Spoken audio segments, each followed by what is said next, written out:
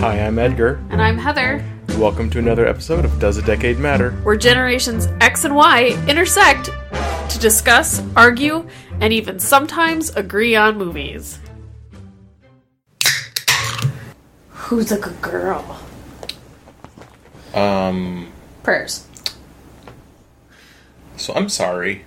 Yeah, did you forget?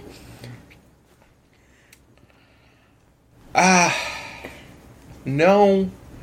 I'm not simply apologizing for how bad this movie is. I'm apologizing for being 19. Oh, you watched it for the tits.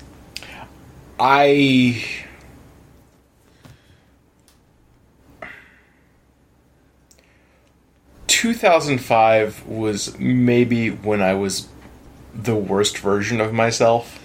The most sexist? The worst. Okay. Like, across the board, Okay. worst. And I want to apologize to our listener. You have done nothing wrong. There will be sounds of the recliner making noises. Well, yeah, because, I mean, I feel like leather goes along with, like, bourbon and noir. And noir is real fucking loose here. Yeah, I was gonna say, that was, I mean, I understand how one would mistake it for noir. Right. Oh, it's in black and white, and there's a lot of guns, so it's noir. Like, And no, a lot of voiceovers. Oh, fucking... The voiceovers killed it for me. I don't mind voiceovers as a general rule. If they're done in the right place and for the right reasons. Versus this movie seemed to just do them to do them. I think they didn't further the plot any more than it was already doing on its own, if that makes sense. We didn't need the inner dialogue. Right. I think that was a holdover from the comic book, which I haven't read. Okay. And since Robert Rodriguez describes this as more of a translation than an adaptation, I don't feel the need to read it. Okay. Also, I have read other Frank Miller's works, and I think I've stated how I feel about Frank Miller now.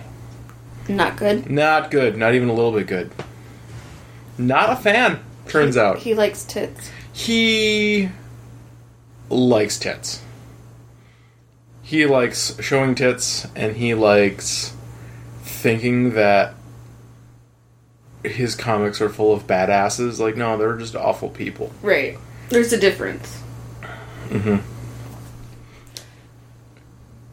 And I know one of my previous stated criticisms of Frank Miller is that he treats literally every woman in his comics as a sex worker. They were almost all they were all sex workers. All of them. In this movie. All of them were doing some kind of sex work. Even the innocent girl who was saved from being raped. Little Nancy Callahan. Turned into a go-go dancer, if we're being kind. Or a kind of a stripper, if we're being a little more accurate. Yeah. And, like, she is using sex as work. Yes. And it's like, even though when we were in her house, it looked like she was studying law. Yeah. And, was doing more than just dancing on the bar. Right. Now, I like 4 Rooms. Which one of those segments was directed by Robert Rodriguez? I don't loathe Pulp Fiction. Okay. Is about as high of a regard I can give that one. Okay. Were we saying Pulp Fiction is the best Tarantino? Yes. Okay. And so I like the multiple stories running into each other kind of thing. And how it's not linear. Right. It's a shared universe, but in 2 hours instead of 18 movies. Right. And so I appreciate that. Okay. I didn't hate the black and white with a touch of color. All right. That didn't bother me. The fact that they felt that the whole technique was green screen the whole damn time bugged me. Yeah. I don't think that worked well in 2005 when this was made. It wasn't well in Star Wars, that stuff either. And that was after that. Some of it, I don't remember. The prequels? Episode 1 came out in 1999. Oh. So it would have been, I want to, like, I don't remember when they came out because I want to say Attack of the Clones was 2002. Oh. And that was real bad. But that was 3 years before this. Right. But, like, the technology has clearly advanced, but you can still, like, look at a thing and say, that's not a real background. Yeah. They're not actually there. Yeah. Like, the whole scene with Josh at the beginning, there was no need for it to be a green screen. Right. They could have found a balcony and made it work. You know, it's that same issue I have with the prequels, in that the interacting with puppets and whatever made the scenes more real, versus people interacting with a tennis ball that will soon at one point be a CGI something. It's hard to interact with your environment if your environment isn't there. I agree 100%. And I felt there was a lot of that, and I think that doing it all CGI takes away part of the actor's abilities to be a complete character. I agree as far as the setting is concerned, and I mostly agree with actors having to act against another actor. Yeah. There are a few notable exceptions, none here, None. where that doesn't necessarily apply, and that's like when you're watching Orphan Black. Like, you are watching Tatiana Maslany? I don't know. Act against herself for a scene that she either hasn't shot yet or shot days ago as a different character. And, like, she has to make that work, but the cast, the crew have to make that work. The directors have to make that work. Right. And, like, notably, there were several times where two characters are on screen together, where one of them did all of their performance and the other one hadn't been cast. Yeah. Like Elijah Wood and Cardinal Rourke were both cast well after Marv had all of his scenes shot. Like, so he was never acting against them. That's dumb. It is dumb. But, like, I understand, like, if you don't have a huge budget and you have this kind of monstrous thing that you're doing, and you set up a green screen in your garage, you can kind of make that try to work. Yeah. But that's when you have literally zero budget, and it's just you and your friends. This is a goddamn Hollywood movie. Yeah. With a million actors. And don't drink in this movie, you'll die. Or don't stop drinking because it's the only way to make it through. Yeah. I did not drink enough during this movie. I think I did. I was feeling a little tipsy to, like, the last half hour, and then my drink was empty. And then your drink got broken? Yeah. So let's talk about the last half hour of this movie. Okay. There's a fucking Ferengi in this movie. There is. That yellow bastard. Is a Ferengi. Yes. And which is the second part, or the second Bruce Willis versus a Ferengi. Well, okay, so it was the same dude from the from the beginning of the movie. Well, so here's the funny thing. I asked you how much time was left in the movie, right? And I said, half an hour. So, I have these yellow under-eye gel things that I ordered from China. Uh-huh. And I was like, hey, they're supposed to be on for 30 minutes. I'll flap these on my face. Oh, they're the same color as the Ferengi. And as I was putting them on my face, Bruce Willis was describing how awful the Ferengi smelled. And the stuff I put on my face, I was like, I wonder if this is going to burn through my skin. And it smelled really bad. So as far as I'm concerned, that's what that Ferengi smelled like. That's what that was? Yeah. So I had an immersive experience. Mm-hmm. Yeah. So I don't know if I'm ever going to put those things back on my face. Because of this movie? Bad. They smell bad. That is... And now they're associated with the Ferengi. Like, kind of a non sequitur criticism, but totally fair? Yeah. Like, oh, it doesn't follow at all, but it's completely on board. Like, what even is going on? Pretty much. Oh. That seemed so... Like, everything seemed so... Like, reality plus some. Mm-hmm. So it was fathomable, sort of. Okay. If that makes sense. And then, Yellow Dude. Yeah. That just... Oh, you see, so Marv getting the shit kicked out of him forever, that seemed fathomable? That seemed realistic-ish? I've been watching a lot of Marvel stuff. Okay. Well, and one of the deciding factors in watching this was not just talking about how much I hated Frank Miller last week for... God, what movie did we watch last week? Elektra. That was only last week? Yep. Oh. Was remembering this movie because, for one, I own the disc. Sadly. But also, Rosario Dawson. Yes. Since we're going to keep fucking talking about the Defenders. Yes.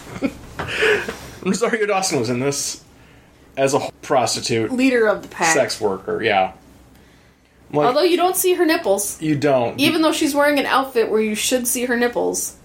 Yeah. She is wearing, like, a bunch of, like, leather straps. Yeah. And... yeah.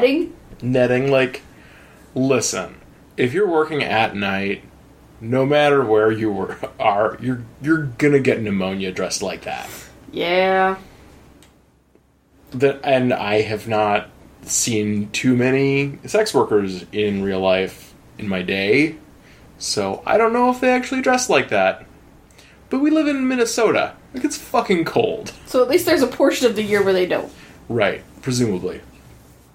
I don't know. know. I've never been a prostitute, so I don't know. Right. Sex worker. Sex worker. That whole nomenclature thing. Yeah. Yeah, like,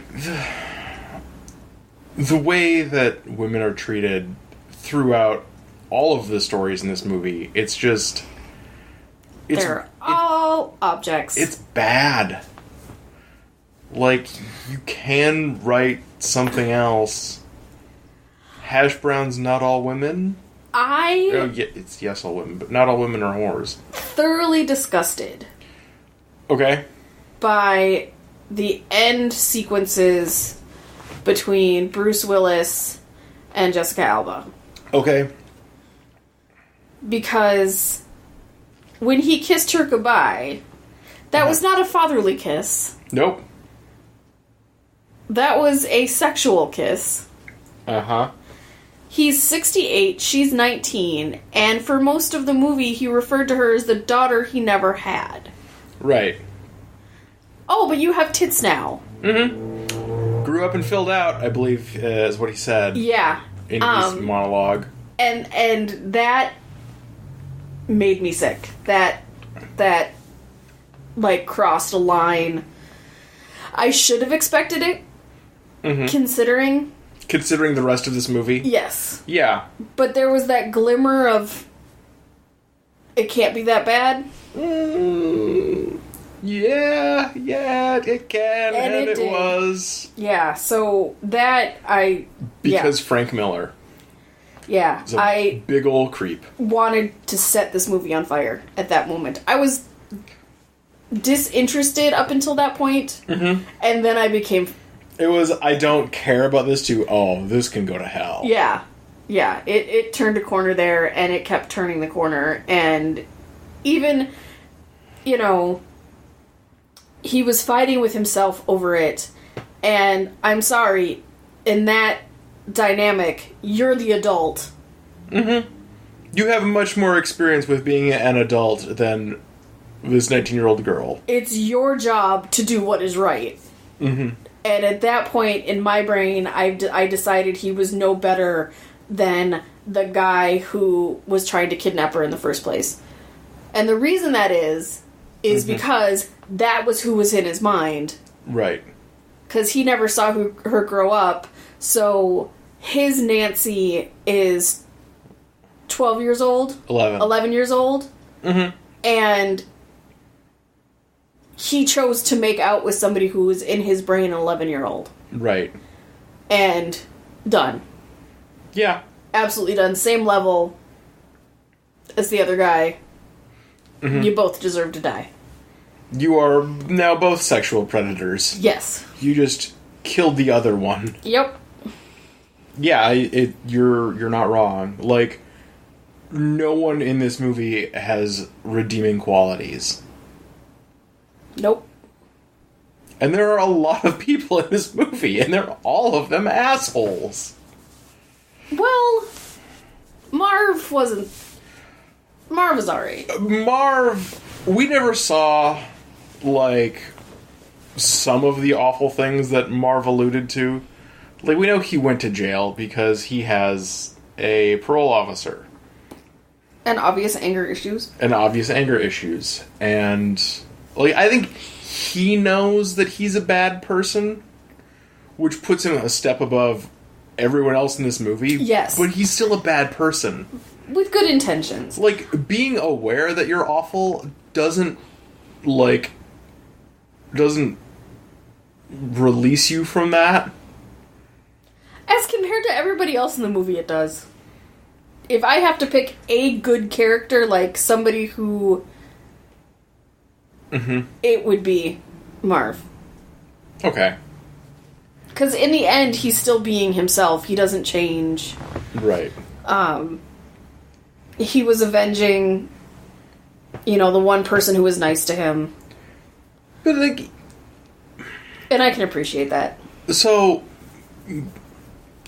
Goldie found him because she was looking for protection from something? Yes. I would assume the religious guy and the senator. Mm-hmm. Yeah. The Rourkes. Yeah. Okay, so Goldie was... her specialty in Old Town was the clergy. So, like, that was her bread and butter. Mm-hmm. I mean, her body of Christ and butter.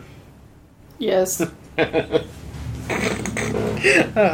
sorry, I needed to make that joke. So, like, okay, the clergy in Sin City is clearly corrupt. But why would they want to kill her, then? Because she obviously knew something that she wasn't supposed to. But that secret died with her. But the point was, they wanted to frame Marv mm-hmm. for it, and it didn't go down the way they wanted it to. Right. And then he took up the mantle of avenging her. With not even knowing what she knew. I mean, that part wasn't even important. And her sister didn't know what she knew either. Because that wasn't her crowd. Right. She was working a different demographic. Right, but her sister also didn't tell her. Right, yeah. Like, it's just... So... And then they had to go after Marv because the framing failed. Right. Because it didn't go out the way... It didn't end the way they planned. Like, nope. Well, no, it's... Yeah. Anyway... You know they made a sequel to this? Was that Lucky Number 11? No, it was Sin City: A Dame to Kill For. No. Which I believe was already the title of the Marv and Goldie stuff. Oh. Let me look that up. I'll try not to Block the mic. So it's been released? Yeah, came out in, I think, 2014. Huh. I have no desire to see that. Yeah, I don't think it did particularly well. Like, this one did well. Like, it, I believe, recouped its expenses, and I think it was some kind of critical success. Meh. But, I don't know. I'm not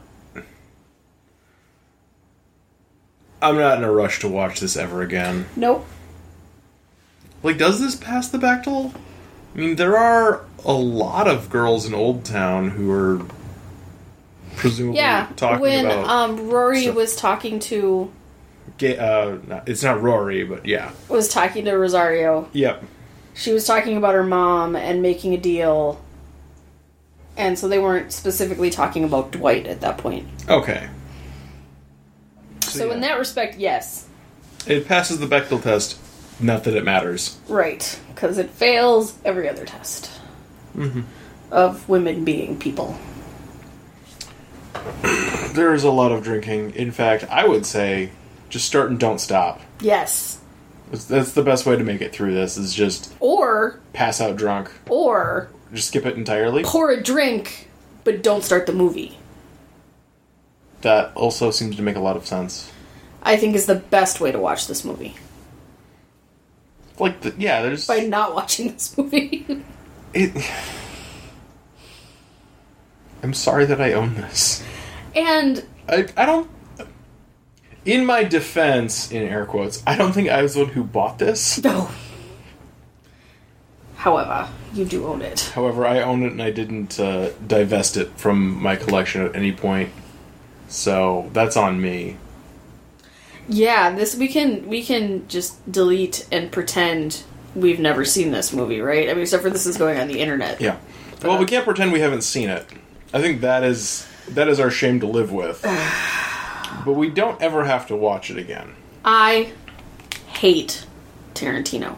And I understand he was only a glimpse of this movie. Mm-hmm. But I will have to admit, I went into it not wanting to watch it because of Tarantino. Okay.